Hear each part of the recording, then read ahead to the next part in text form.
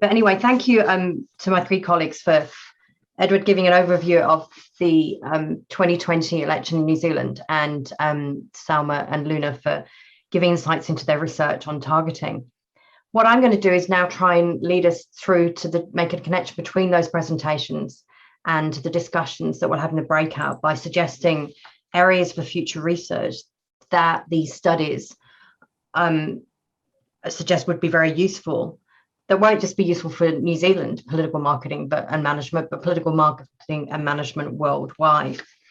So just drawing on, first of all, on the last two presentations, as well as some of the other research that we've got in a book that we've got coming out this year on the election, I think targeting is a key area to consider in terms of how targeting works in a crisis. So Luna and Salma's research suggests that we need to consider and do more work on democratic targeting.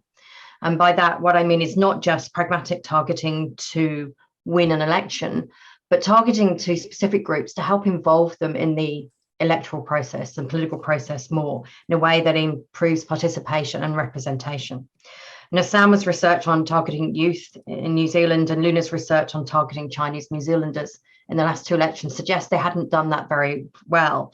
And I think perhaps this is something that gets lost in a crisis, where people don't have the time to think long-term strategically or think democratically. But clearly we need to maintain targeting to key groups in society to bring them into the political process and avoid problems later on. So I think democratic targeting is a key issue to research. Another one that came up from the book, the whole book overall, was that we need to look at targeting for division or unity. And the question is, does targeting change or need to change during a crisis? We saw Ardern in New Zealand move to more, reducing a sense of targeting to a significant degree by talking about the team of 5 million, as I think Edward mentioned, where she was seeking to just unite the country almost in one whole big target group and to bring everybody into the COVID bubble and following the lockdown rules and so on. Although there was also a little bit of targeting as well, where she targeted national voters who were not happy and she tried to bring them in. So there's sort of a mixture of specific targeting, but also a lack of targeting in a whole, or targeting unity. But we know from studies of other countries, the UK and the US, of course, under Trump, that there's been targeting more for division in some cases. So I think crisis brings out that question of, do you carry on targeting the same way? Do you target to divide the country for your own interest, or do you try and actually reduce emphasis on targeting to create a sense of unity and bring people together? Another issue that came up and that is an area for future research is communication. So Edward touched on how governments, of course, during a crisis can dominate communication because they're there giving press conferences and so on. And if they do well and they seem to manage the crisis, that helps an awful lot. But so the question is, how does political marketing communication work strategically in such a situation? There's a kind of a merge between standard government communications and social marketing messages on, adhering to public health messages, and strategic political marketing communication for political gain for the political leader. And there are lots of ethical issues with that as well. On the negative side, it can make it harder in a crisis, though, for a leader to seem relatable because they're constantly behind a podium, they're constantly in crisis mode and constantly doing authority type leadership. So they're not really relating to the people who are listening or engaging or interacting with them.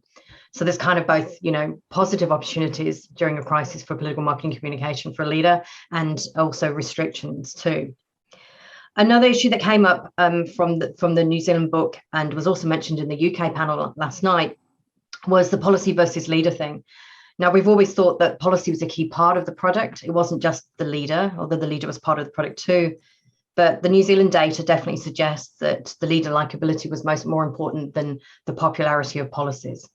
And that seemed to be the case. That was being suggested by Jenny Lloyd from the UK as well last night in the previous session. So that's an issue. So what is the political product changing, and is the different components of the political product changing? We need to research that. And is that because of a crisis? Is it that the leader becomes supreme? And so if you haven't got a popular leader, it doesn't matter what good policies you have, you're not going to get through. Another issue coming from, or slightly related to that, is gender.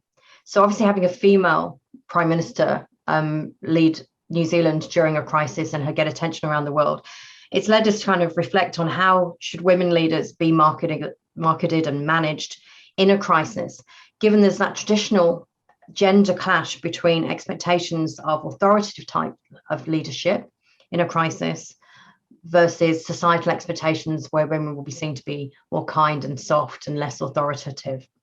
And Ardern seems to have got away with that to some degree by talking about the need for kindness during a crisis. So she's kind of put a feminine and slant on it. But it's still something we really need to do more research on. And I know I'm increasingly getting students say that, look, all your theories are written for men, then what about women? So I mean, it's not that simple, but there's definitely an area of research that needs to be looked at there and a gap there and question as to whether or not, strategies and tactics of marketing need to be adjusted.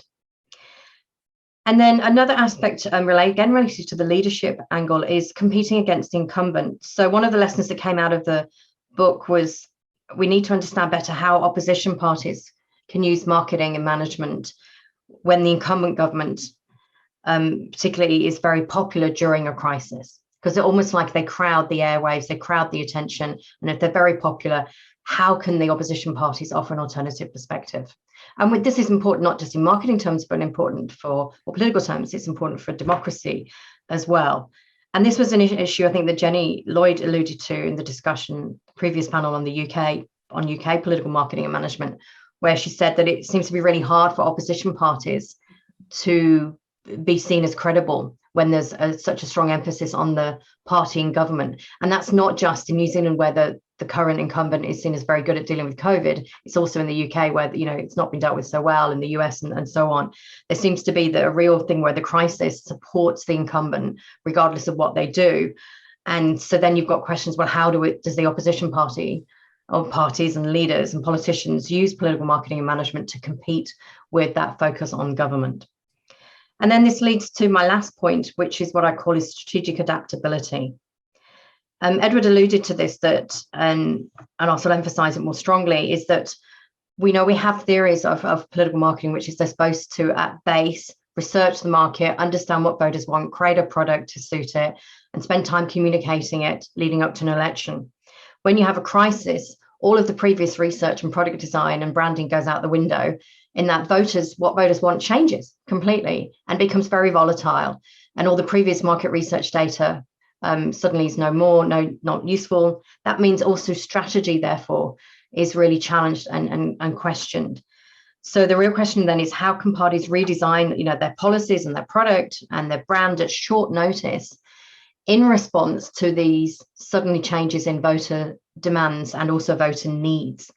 And there's no fault on either side, on party or voter side, but when you have a massive crisis like this, what the market wants and needs changes.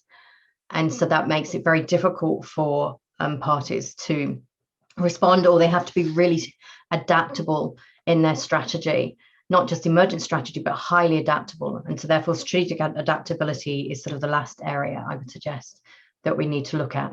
And these are lessons that have come from the New Zealand session this morning and from the New Zealand book we've done, but I think are areas that actually as a field we need to look at generally.